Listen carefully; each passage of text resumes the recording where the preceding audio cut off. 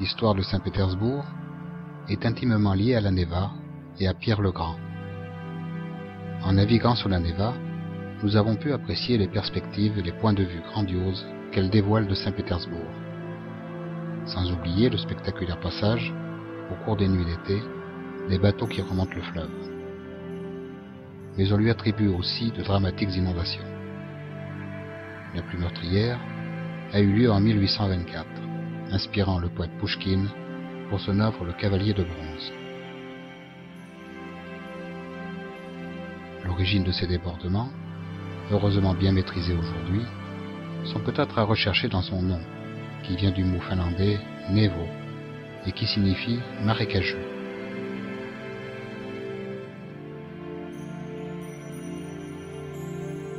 Et pourtant, c'est cette particularité qui décide Pierre le Grand à construire une ville sur ces marécages, comme cela se fait en Hollande. Il entreprend alors de gigantesques travaux d'assainissement et la construction de la forteresse, assurée par des ouvriers recrutés de force et dont on estime entre 25 000 et 30 000 le nombre des victimes.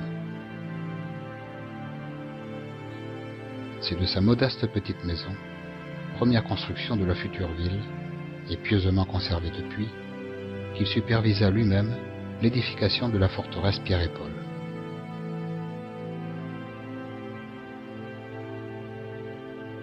Personnage ambivalent, Pierre le Grand, dont le règne est essentiellement voué à la guerre, est un révolutionnaire couronné qui n'hésite pas sous des noms d'emprunt à abaisser sa dignité de tsar pour apprendre ou pour s'instruire. Il s'attache néanmoins, pendant son règne, à moderniser la Russie en la tournant résolument vers l'Europe.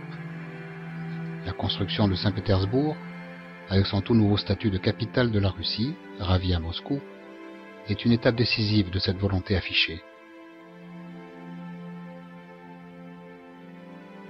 Génie ou despote éclairé, c'est plus un visionnaire qu'un pragmatique qu'il entreprend ensuite, toujours avec la même détermination, de développer Saint-Pétersbourg.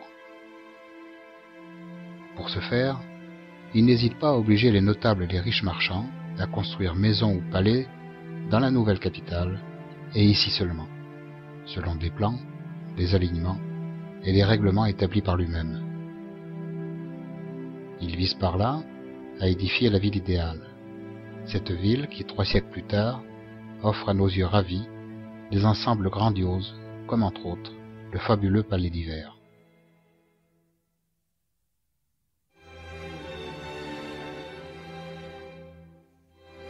Mais Saint-Pétersbourg a encore d'autres richesses à nous dévoiler. Ces merveilles se trouvent dans ses environs immédiats et composent le véritable collier de perles de l'ancienne capitale impériale.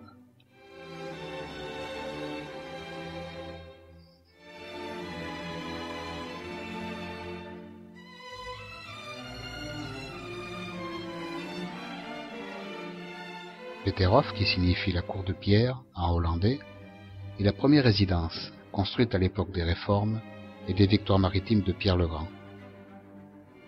Peterhof se veut la rivale nordique du château de Versailles. Il est surnommé la capitale des fontaines.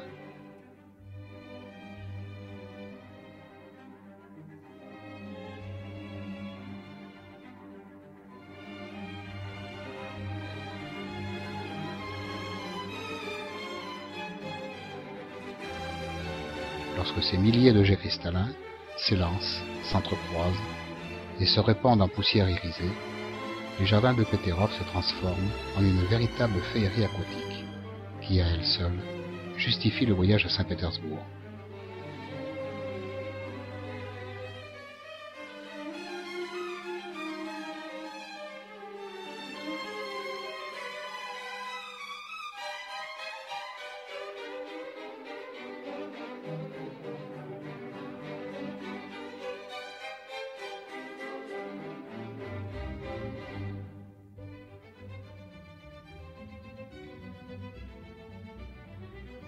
Apogée du style baroque, le palais Catherine déploie ses immenses façades bleu ciel soutenues par de puissantes atlantes.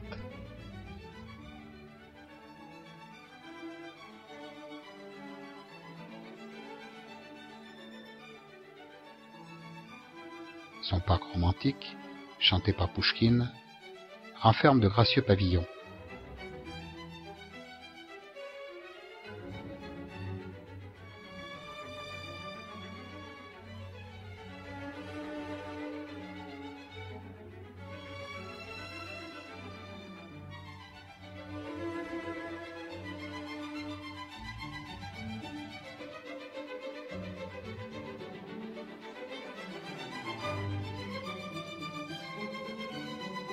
Avec ses intérieurs somptueux, il est l'incarnation même de l'époque des fastes que la Russie a connue sous les règnes des impératrices Élisabeth et Catherine II.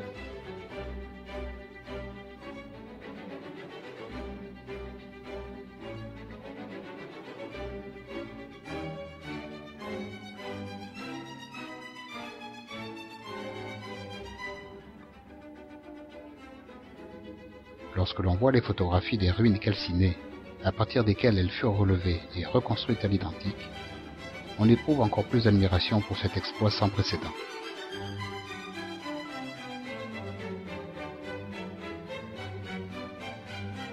Nous terminerons notre visite en ces lieux de rêve, ainsi que notre séjour à Saint-Pétersbourg, par cette pièce unique au monde, le fameux cabinet d'ambre.